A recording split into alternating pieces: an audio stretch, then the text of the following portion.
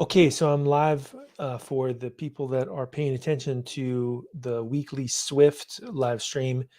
This week, I'm going to cover strings and characters. So I'm going to dive into, basically how to handle string formatting with the Swift language. I'm still pretty new to it myself, but I'm going to go through and try it out. So I'm going to share my screen here first. Let's go ahead and get started with sharing my screen. I'm going to share a whole window, which should be entire screen. Here we go. Yeah, so to start off with, with Swift here, you can see that a lot of the things are similar to Python. So I think Python is in a way like a good benchmark for a language, how similar it is to Python. Most people that are programmers know a little bit of Python. And so to start with, we can cover this concept of string literals. I'm a little bit slow here. I have a surgery-based hand here, so I'm going to probably not type as much as I normally do. But I'm going to start off with a string literal, and we'll go through here and we'll paste this into uh, this playground here and just and check it out. There we go. Some string literal value. And the idea here is that we're building a immutable variable. In this case, we can see the output right there. Now, how would you do multi-line strings? And this is identical to Python. So if you're familiar with Python, you'll notice that it's the same triple quote style, which is pretty cool. So let's go ahead and try this out. And notice here what's happening is that I say let, and then I build this string here, string variable question. I do these triple quotes, and then it says the white rabbit put on his spectacles. Where should I begin? And notice that there's escaping here, so that I have a quote in between, and this thing gives us the ability to handle triple quoted phrases. So this is really common for data science as well. Like if you're scraping a website and you want to pull some data and throw it into a big blob so that you can do natural language processing, or building a mobile app, right? Like a lot of people use Swift for mobile apps. You most likely will have to handle some kind of phrase here, and so this is pretty cool that I can just go through here and get out a triple quote. Now, if we pull this over, notice that it does give you the new line characters. And so if you wanted to process those new line characters, you would have to figure out a way to handle that in your code as well. Now, if we go through here and we say, two different versions here, here's a single multi-line right here, and you can see that basically they're the same. A multi-line string and a single line string, basically it doesn't cause it a different formatting, right? If we go through here, we can say these are the same, right? Because of the fact that the line break for a multi-line string appears in the string's value. So if we go through here and we want to actually get rid of those line breaks, which I was just talking about, how would we do this? Well, if you add this backslash, you write a line at the end of those lines, then it won't actually build that line break in. So that is pretty cool. Let's go ahead and try that out. Let's do these soft quotes here. And if I go through and I run this, what do we get? If we move this over, notice that those, no, in this particular case, it does appear that those line breaks are there. I begin majesty. And so not sure why that line break is still there. I'd have to play around with that a little bit. But if I go here and I say let line breaks, and I do a multi-line string literal that begins or ends with a line feed, you can have a blank line as the first or last line. So let's go ahead and try that. If I go through here and I throw this in and I run this, what happens here? Oh, I see. So basically, if you do add a new line at the beginning and a new line at the end, it'll also add a new line in the middle. So basically, it does respect the white space.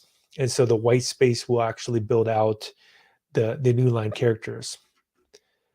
And so you can see here, here's a whole diagram. It says, basically the first one, this line doesn't begin with a white space. This line begins with 4 spaces.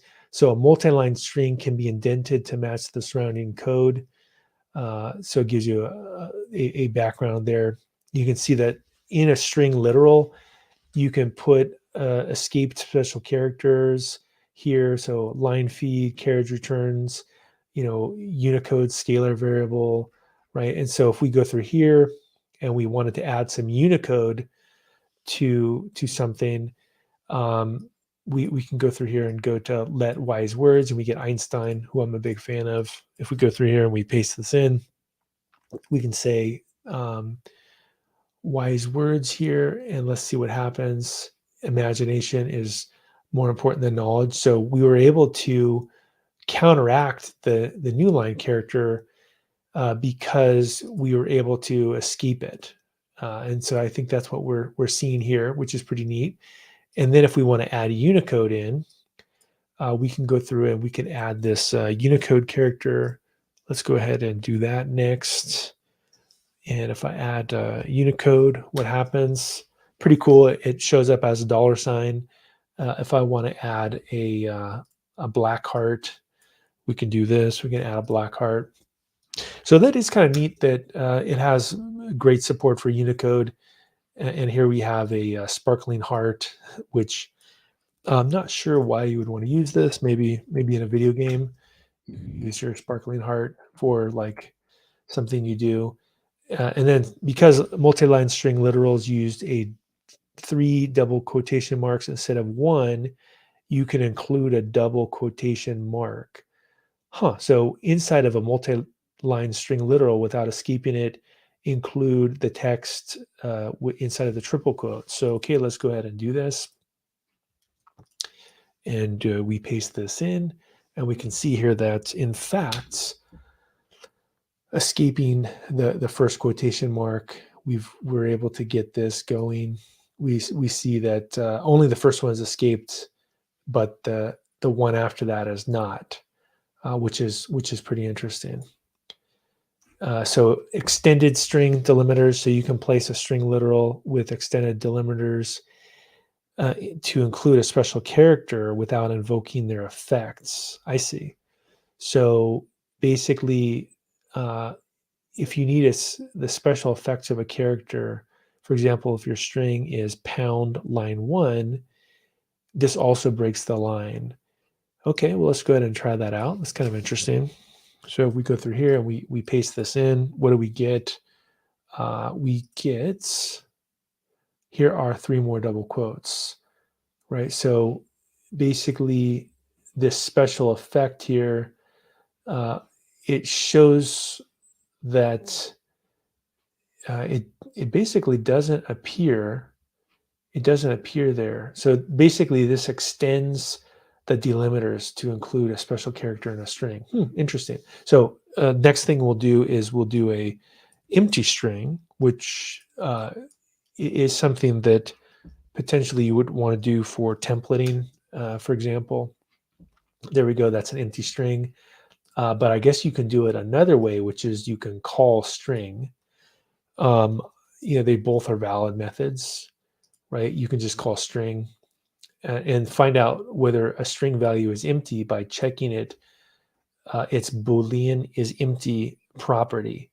So basically, if we go through here, and I'll try to type, let's see how good I am at this. If empty string dot, and we would do the property is empty, and we add in a conditional here, basically that says nothing to see. So we'll do print nothing to see. And then it's already closed out, so I can just do a shift return, and we can see that basically it was empty because I called that Boolean method on it. So that is definitely something that's pretty useful. I see that coming up a lot when I'm writing code. Is I have something where I want to know whether the string is empty or not, and if it is, then I do one thing. If not, I do another thing. So string mutability. We've been mostly dealing with immutable strings, but let's go ahead and try out the mutable strings. And so if you wanted to do, for example, string concatenation, which is a classic PHP style of string formatting, you do var variable, and we go ahead and we create this mutable variable. And then if I wanted to increment it in, so basically, add together some sentence, I think these are in some sense pretty useful for just you're hacking, right? You're just trying to build something really quick. It's intuitive. You can look at it and you go, oh, you just take these two strings and you put them together. That's when I typically use the string concatenation. And we can see here is another one where we try to do an immutable string. And so notice that it doesn't support that, because the whole point of an immutable string or an immutable variable is that you can't mutate it, right? It could be something where it's mission critical, it never changes, and it says, oh, it didn't compile properly, and it says left side of the mutating string isn't mutable. You'd have to change it. So it's pretty neat that it gives you a little warning here. And look, it even lets you fix it, which is pretty cool. I'm not sure that's necessarily what you would always want to do to fix it, but it's nice that that functionality is available.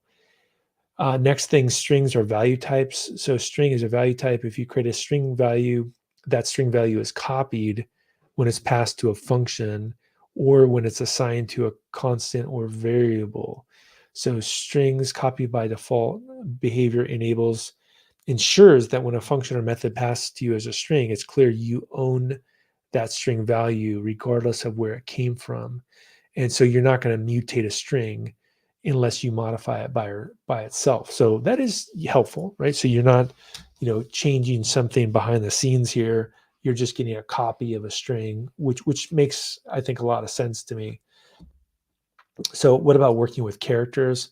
So in this case, if we wanted to loop over, some characters, so we would say, for example, for character in dog, we could loop through and print out each one of these things. So I guess strings support native splitting here, right? We can see that it'll actually go through and it'll print out. And in fact, I guess we have that right there, right? It goes dog, right? It prints that out at the bottom. You can also create a standalone character constant. And so let's go ahead and do this. This is kind of interesting. We say let exclamation mark character. We go through there and we do it. And then we could also say let character. So string values can be constructed by passing in an array of character values as an argument to their initializer. Okay, let's go ahead and try this out. And we print this out. We say let cat characters, and we go through here, and there we go. We are able to print out a cat string. Concatenation, in this case, this is similar. I guess the other method wasn't concatenation. It was called accumulation. But basically, they're accomplish the same thing. We just go through here and we have a immutable variable, string one. We have a second immutable variable, which is string two. And then we do a var, which is we create a welcome variable, which is mutable. And then we mutate these two variables together. Okay, so you can append a string value to an existing string variable with the addition assignment operator plus equal.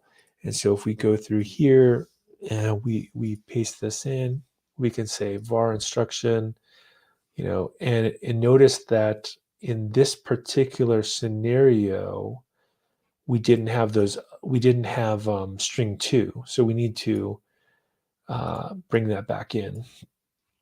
Let's go ahead and do this. But basically, all this does is it appends. This is a classic kind of append operation to do the plus equal. You can also append a character to a string.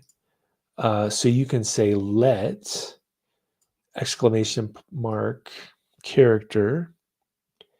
And then if we go to welcome, who is welcome? welcome. Oh yeah, welcome was up here, so I need to pull that back. So I need to get this this var over here, and we will put this in here. We'll grab the string one as well. So I guess the idea here is that we're going to welcome is a string that's a mutable string, and a mutable string has a dot append method, and you can just go through here and just append a exclamation point onto it. So that is actually very interesting because this feels very, Python like, right, where you do append with an array, but in this case it isn't an array, it is a string, and then you add the exclamation part on top. So that is pretty interesting. It says, note, you can append a string or character to an existing character variable because a character value must contain a single character only. You can't append. Okay, so if you're using multi-line string literals to build up lines of longer strings, you want every line of the string to end with a line break. You could do this. You could say let one, bad start, let end. And oh, I see. So you could basically let's try this out. Let's try these two phrases, and we say 1, 2, I see, and 3. So how would we fix this? We could say let good start. You would go through here and you would say let good start 1, 2, and then we would print good start in the end. And what would it do? It would print 1, 2, 3. Huh, interesting. So in the code above, concatenating bad start with in produces a 2-line string. Because the last line doesn't end with a line break, the line gets combined. So just showing us how to handle basically string formatting with multi-lines. Now, string interpolation is a way to construct a new string value from a mix of constants, variables, literals, expressions. This is very real world. I mean, this is something you always need to do when you're dealing with strings. If we go through here, we say let multiplier 3, let message. So basically we build out this phrase like a scientific notation, or like a word problem. Like in elementary school, you would build out something that substitutes out multiplier, right? And that's what this line break or backslash does. We can do other things as well. So you can extend string delimiters to create a string containing characters that would otherwise be treated as string interpolation. So that is kind of interesting. This concept here, where we can actually extend these, these string interpolations, and then we can also do this to use string interpolation inside of a string that uses extended delimiters. Match the number of number signs after the backslash to the number of number signs at the beginning. And so if we go through here, we can go through and play around with this. So definitely an interesting way to deal with string formatting. What about Unicode? We did play a little bit with this, but we can get a little bit fancier here. So we can do a another Unicode string here, which is right here. So this is kind of just bragging that you can do really cool stuff. You can also build out a Korean alphabet character. Here we go, let precomposed. And so this is a Korean alphabet character, let precomposed colon character. What else can we do here? We can count characters. So in this particular character, I see, it comes when you do a let of a variable. One of the things that you can do is it comes with a count method. So if I go and I call this unusual menagerie and I do a dot, we should see a count, and it will tell us that this will return back an integer that is the number of characters. So that is actually pretty cool that you don't even have to do anything. It just comes with that property on the object. So that's pretty neat. And then in this case, I have another example here, which is if you initialize a string with a 4-character word, cafe, you can then combine this together. So we can go through here and we could, print this out, go through here and print this thing out. There we go. It looks pretty good. Number of characters. So accessing and modifying strings. I mean, I guess the big thing here is that you can slice strings. I mean, I guess that's really the big takeaway, is to slice strings. You can do either the start, or you can do before, or you can do offsets. These are all examples of how to slice a string. And you get errors if you go outside of it. So we'll skip past that. You can insert a character into a string at a specific index, which is interesting. I'm not sure how often you would do that, but it's good to know it's available for you. You can remove string characters as well. Substrings, so this would be things like using a prefix in a substring. So if we say let greeting hello world, you could go through and you could tweak this thing a little bit. So let's go ahead and try this out and deal with substrings. So what does this do? We basically are able to slice this substring up and process it. And we can compare strings. So this does happen quite a bit, at least when I'm writing code. I'm always comparing strings. And so, you would just basically do equality, so I would just say like, let quotation, let's just copy these so I don't have to type too much. I'm going to put these two strings, which should be identical. And then if I just do an equality, so I just do quotation equal to single quotation, this should say true, right? I don't even have to do a conditional statement. I can just inline try it out, and we know that they're actually true. And that's all we really care about there. You can do prefix and suffix equality, which is pretty neat. Has prefix, that's neat to know about. Unicode representations of strings, UTF-8, as well. So you can actually access the UTF-8 representation of a string. So I'll go ahead and try this out. So basically I do a for loop and I say .utf8. Let's go ahead and print this out. And so in this case, what am I missing for code unit and dog string? So I think I need dog string above here, and then we can try this out. And we have dog string. Aha, there we go.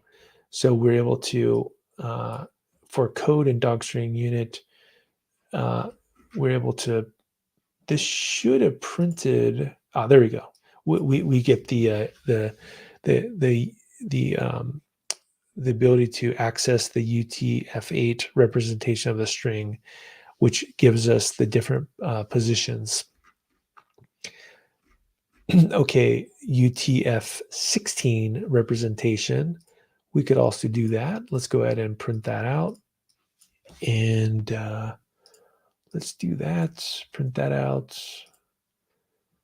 There we go. We have these. And Unicode scalar representation. But yeah, in a nutshell, I guess I would say that the big thing to be aware of with Swift and strings, which again I'm learning this on my own right now, is that it does feel a lot like the Python language. There are mutable strings. You can slice strings, you can accumulate them, and that it's pretty intuitive. I think a lot of languages have similar things, and that the compiler is really helpful. It tells you hints that, like for example, this is mutable or this is immutable. You need to fix it. So I think handling strings in Swift, in my experience, is definitely very enjoyable, and I'm impressed so far. So next week I'm going to cover collection types, right? So arrays, sets, and dictionaries, and I'll dive into that next week. I'll still probably be a little bit compromised in typing, so I'll probably cut and paste a lot, but hope to see you all next week.